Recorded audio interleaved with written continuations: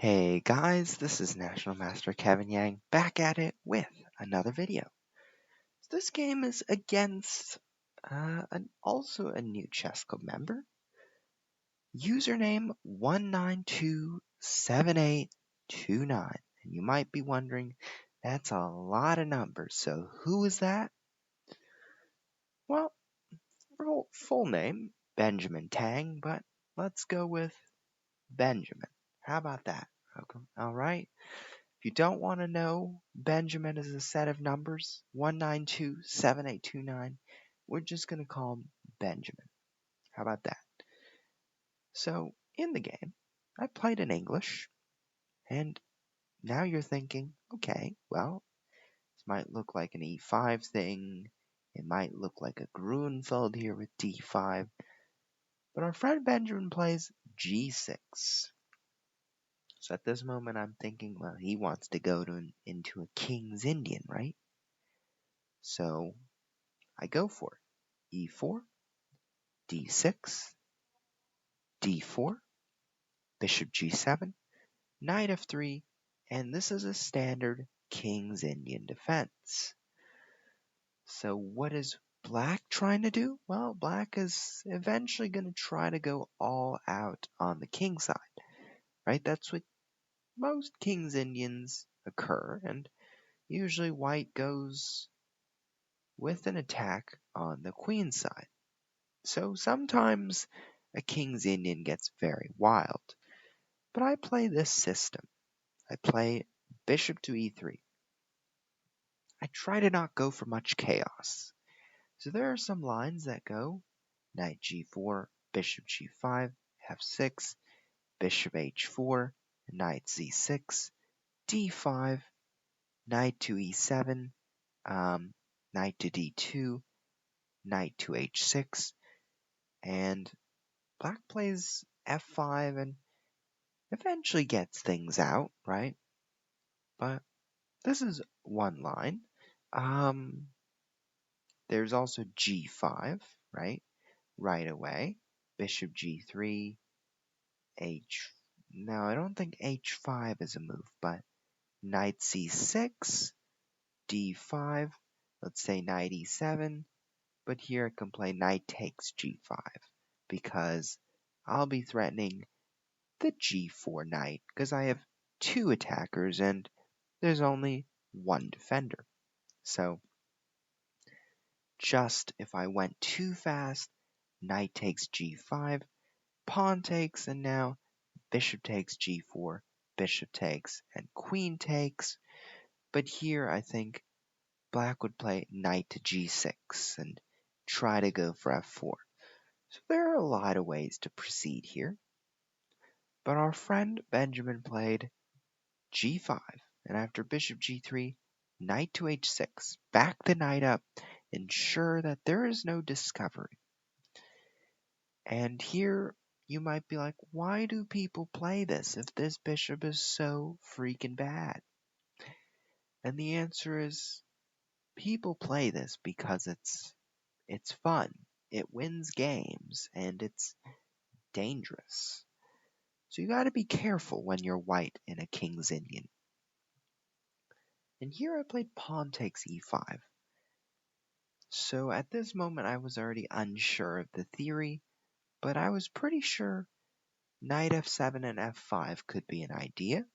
I was pretty sure maybe knight back to e7 and then f5 would have been a good idea. Or reroute the knight to e7 to g6 to f4 would have been a good idea as well. So after pawn takes e5, pawn takes e5. And so I was thinking, well, what if black played this pawn takes e5, right? What do I do? And what I thought was maybe I could play h4, because after pawn takes h4, bishop takes, and now I have decent chances against black's king. So I was expecting g4, and now knight to g5, saying, okay, well, I have some pressure against this pawn. I might bring my knight back to e3 to try to go for the pawn. and I have some play going on. But at the same time, black has knight c6 and knight d4. So things get a little bit dicey, but we're going to go with it. So in the game, pawn takes e5, and here I played check. And the reason why I did not take right away is because I didn't want the rook to occupy the d file just yet. I wanted to play a check. I wanted to test out the waters. Say, if you want to help me out, I'm going to play either knight takes or pawn takes. I don't want to use this pawn to take because I don't want to allow f5 so easily, right? Or I don't want to allow knight to f5. So king h8, good move by Benjamin.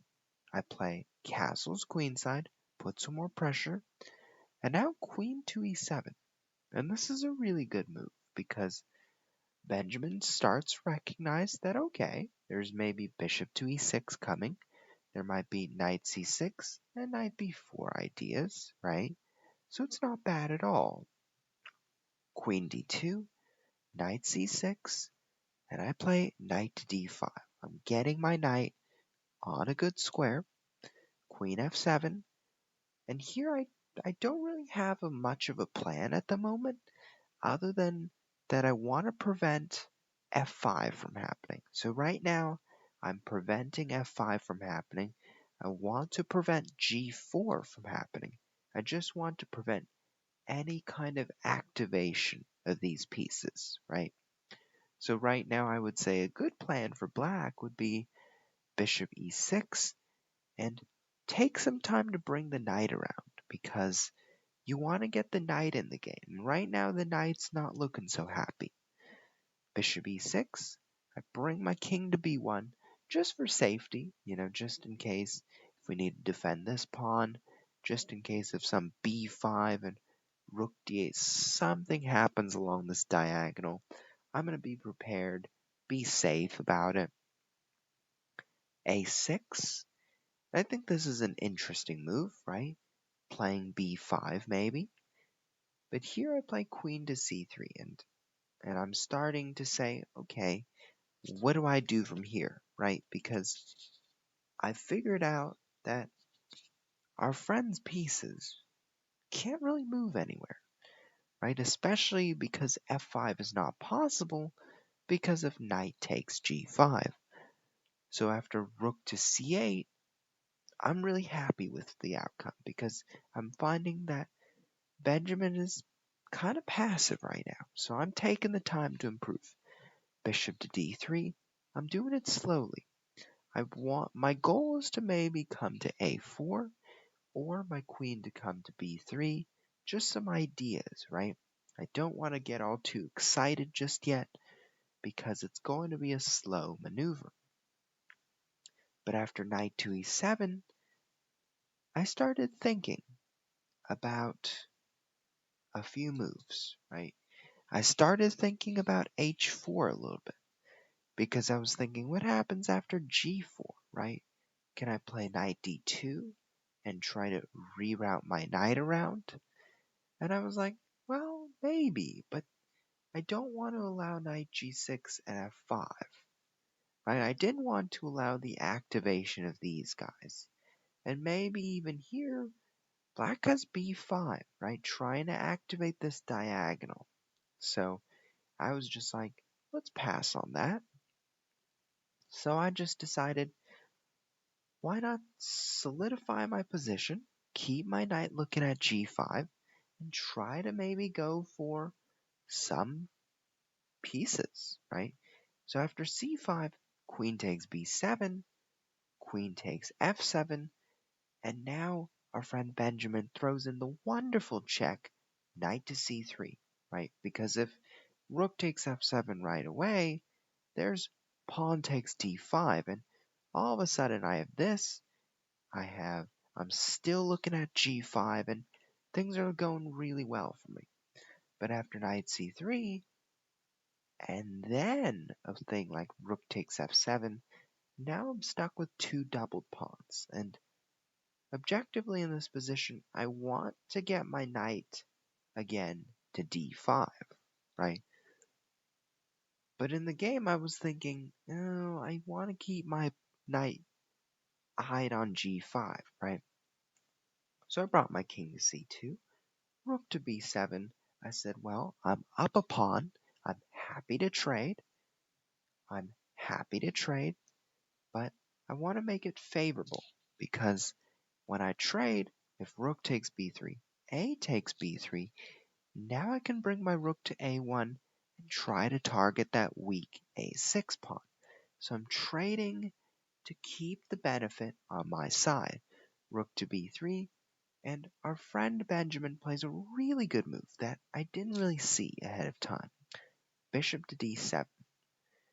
Then I decided, okay, well, if I play rook to b1, there's bishop to a4, so I'm going to play king to b2. If you play bishop to a4, that's okay. I'm going to take, and I'm going to play king to a3. And after your bishop moves back, I'm going to play knight to d2 and knight to b3, right? And I'm going to try to get the bishop back and try to put some pressure on the c5 pawn. But I didn't know the right time to really activate this knight because I wanted to keep it stuck on g5 for as long as I could.